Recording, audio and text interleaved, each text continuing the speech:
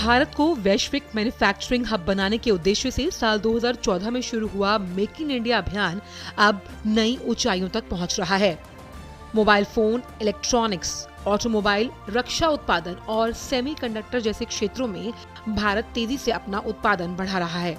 देश में निवेश में बढ़ोतरी हुई है, रोजगार के नए अवसर पैदा हुए और विदेशी कंपनियों का भरोसा मजबूत हुआ है। मेक इन इंडिया को मजबूती देने के लिए सरकार ने PLI स्कीम शुरू की। इस योजना के तहत कंपनियों को उत्पादन बढ़ाने पर आर्थिक प्रोत्साहन दिया जाता है। मोबाइल निर्माण हो, फार्मा, टेक्सटाइल, इलेक्ट्रॉनिक्स जैसे कई सेक्टर्स में इसका सकारात्मक असर दिखाई दे रहा है। इसी का परिणाम है भारत अब दुनिया में बड़े मोबाइल निर्यातक देशों में शामिल है। पिछले 12 सालों में मोदी सरकार ने कारोबार करना आसान बनाने के लिए तमाम कदम उठाए। नीतियों में सुधार हुआ, जिसकी वजह से व्यापारिक सुगमता बढ़ाई गई। व्यापार को आसान बनाने के लिए कंपनीज एक्ट में कई प्रक्रियाओं को सरल बनाया गया, जिसकी वजह से कारोबारियों को कम कागजी कार्रवाई और तेज मंजूरी मिल पाई। स्टार्टअप्स और MSMEs के लिए नियमों को आसान बनाने पर विशेष जोर दिया गया।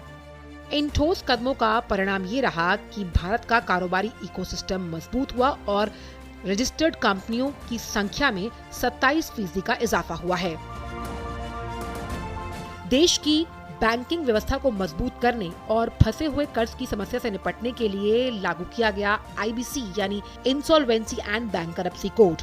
इस कानून ने कंपनियों के दिवालिया होने की प्रक्रिया को समयबद्ध बनाया तो बैंकों को बकाया वसूली में मदद मिली।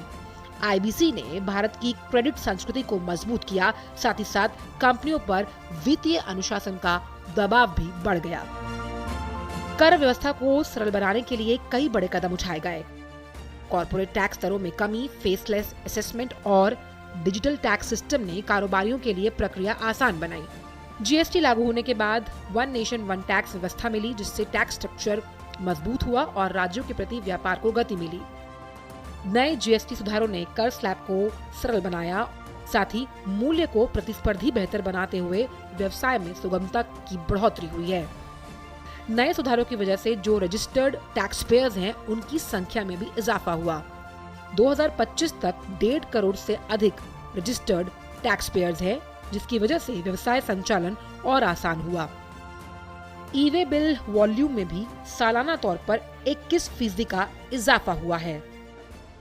आज का भारत विकसित होने के लक्ष्य पर तेजी से काम कर रहा है और हमारे इस लक्ष्य की प्राप्ति में रिफॉर्म एक्सप्रेस की बहुत बड़ी भूमिका है। रिफॉर्म एक्सप्रेस यानी हर सेक्टर में नेक्स्ट जनरेशन रिफॉर्म। जैसे अब से कुछ समय पहले ही देश ने नेक्स्ट जनरेशन GST रिफॉर्म लागू किए थे। हर सेक्टर पर इसका अच्छा असर दिखा। विशेष रूप से हमारे MSMEs को बहुत फायदा हो रहा है। इसी तरह करीब 6 दशक के बाद इनकम टैक्स कानून को आधुनिक किया गया है। इससे करोड़ों टैक्स पेयर्स को फायदा होगा। ईज ऑफ डूइंग बिजनेस को बढ़ाने के लिए सरकार ने कई पुराने नियम खत्म किए। मजबूत डिजिटल बुनियादी ढांचे ने इसमें मदद की। भारत का उद्यम पंजीकरण पोर्टल इसी व्यापारिक सुगमता का प्रतीक है।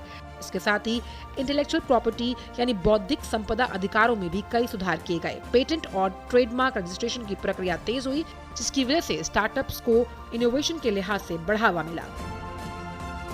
मेक इन इंडिया से लेकर GST और IBC जैसे सुधारों तक भारत आर्थिक ढांचे को आधुनिक बनाने की दिशा में लगातार आगे बढ़ रहा है।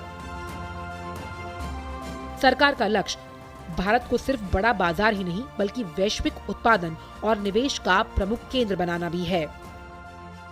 इन सुधारों ने भारत को लंबी अवधि में मजबूत आर्थिक शक्ति बनाने की दिशा में अहम रोल निभाया है, जिसकी वजह से आत्मनिर्भर भारत के उस संकल्प को और मजबूती मिली।